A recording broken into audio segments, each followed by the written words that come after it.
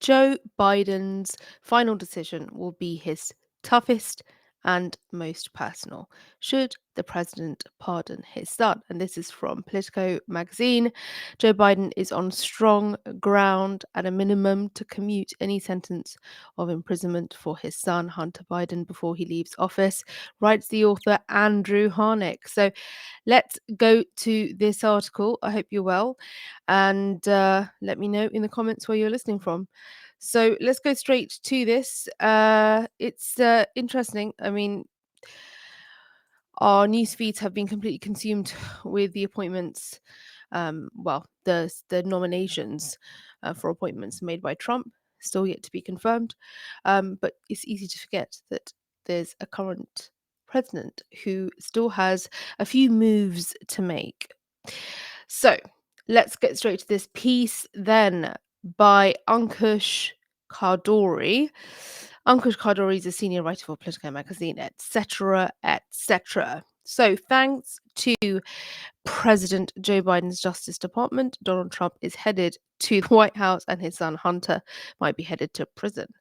And believe it or not, the drama will intensify shortly. In a matter of weeks, the younger Biden is set to be sentenced in two different criminal courts.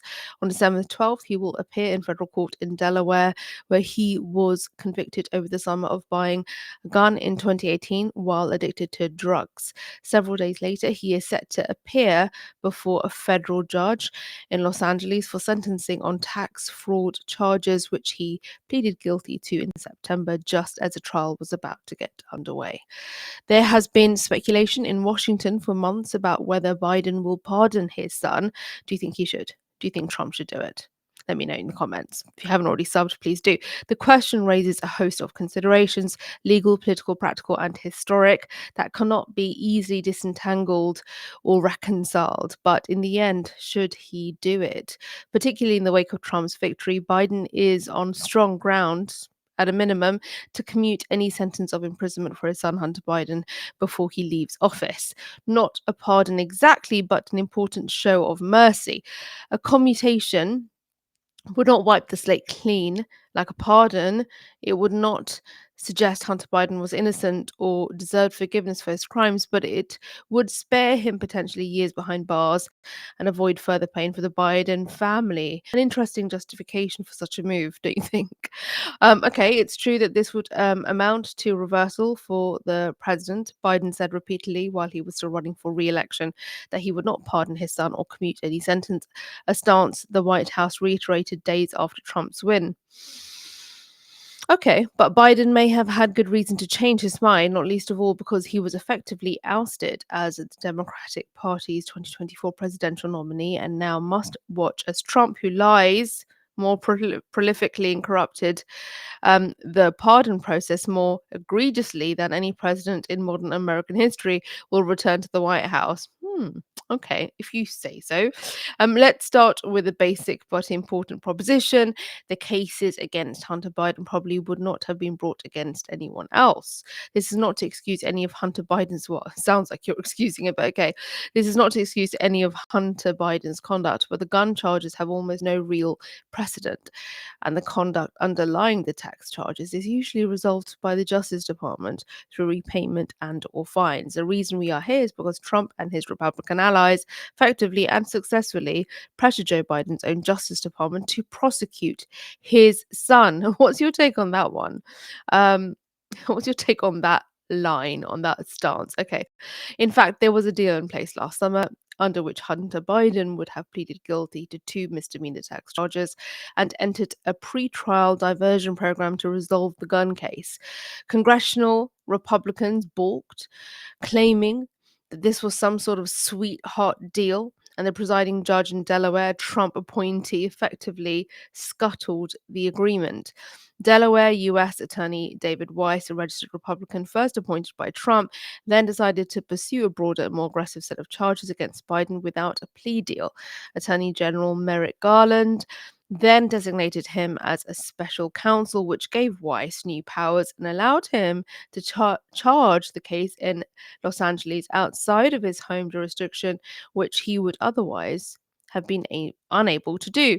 It is not yet clear whether Weiss will seek terms of imprisonment in either or both cases, and it is far from clear whether the presiding judges will ultimately do when, sorry, what the presiding judges will ultimately do when the sentencing dates arrive in a few weeks. Under the relevant sentencing guidelines, Hunter Biden appears to face a year or more in prison in the gun case and 2 to 3 years in the tax case. Those guidelines are not binding, but every federal sentencing judge is required to calculate and take them into account.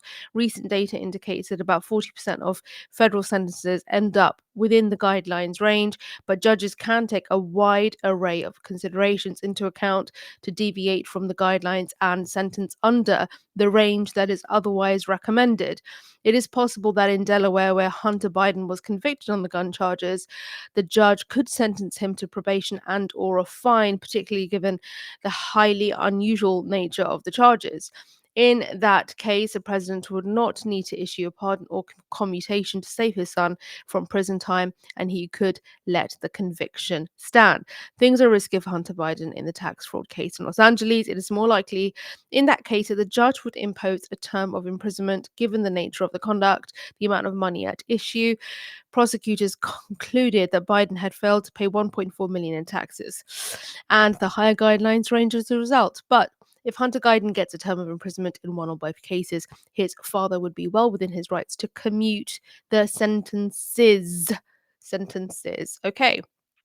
Coming to the end, I hope. There would be no real precedent for Biden to weigh, but of course, there is no real precedent for any of this. The cases against Hunter Biden were ultimately the result of Republican pressure campaign, was it?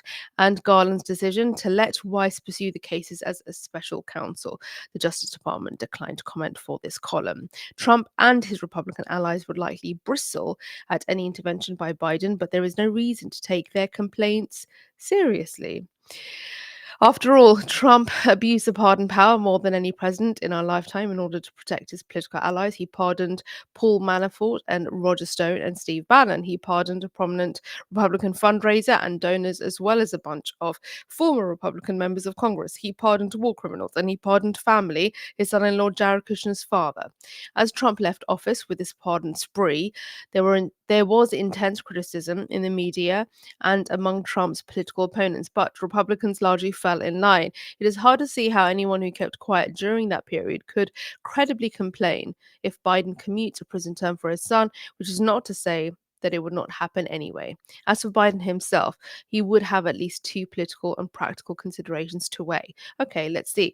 The first is the question of what this would do for his legacy and for the political standing of the Democratic Party. But Biden may not care about either. For one thing, his political legacy, at least at the moment, is already in tatters with Trump's ascent. And this is his son. As for potential fallout for his fellow Democrats, Biden is probably not in a particularly charitable mood these days, given his ousting as the party's 2024 nominee and the post-election recriminations that lay Vice President Kamala Harris's loss at his feet. The second and perhaps trickier question is whether a commutation or a pardon on the charges would lead the incoming Trump Justice Department to pursue Hunter Biden on additional charges of some sort. It is not immediately clear what those charges might be, though Republicans have long posited dubiously that he could be charged under the Foreign Agents Registration Act in connection with his overseas political consulting work. Interesting. Well, Trump, for his part, has previously raged at this entire Biden crime family amid his vows of vengeance towards his political enemies. Do you think that he still has that vengeance now that he's in, though? Is he someone who just won't forget? You know? Okay, so the only way for Joe Biden to eliminate that risk would be for him to issue a blanket pardon for his son, for instance, on any potentially unlawful conduct he may have engaged in prior to the date of the pardon, but that would be legitimately novel and could spark a real political firestorm. In the end, this will be an intensely and deeply personal decision for the president. His family, like many American families, has struggled through death, divorce, and substance abuse, and a prison term for Hunter Biden would compound the tragedies they faced. Isn't it interesting? Okay, I'll come back to that in a second. Under the circumstances, Biden could be forgiven for wanting to spend his remaining years quietly and to do so with his remaining son by his side. A very interesting kind of, I would say, justification, uh, sort of rationalizing why he should be allowed, or why it's understandable that he would want to pardon him. So this was written by Ankush Kaduri, senior writer for Politico magazine and a former federal prosecutor at the Department of Justice. Ooh, a DOJ person. Okay. Where he specialized in financial fraud and white collar crime. He's also worked in the private sector on complex commercial litigation and white collar corporate defense. His column Rules of Law offers an unvarnished look at national legal affairs and the political dimensions of the law at a moment when the two are inextricably linked. Thank you for staying with me through that bit of a long read. I have my biased mug right here. And just, after your thoughts, do you think this is something that Trump should provide on his way in? Do you think that would be a kindness that perhaps, would it be called a kindness or would it be smart? I don't know. I do welcome your thoughts. But for now, if you have been tuning in for a while, I do appreciate it. You will find other episodes talking about politics, media, and other such matters that I guess summon up a lot of opinion, especially when it's controversial. And if you're interested in what's going on with Russia, etc., then please do check the recent video you'll see on screen where I've covered a Reuters report on Russia. I'll see you in the next one.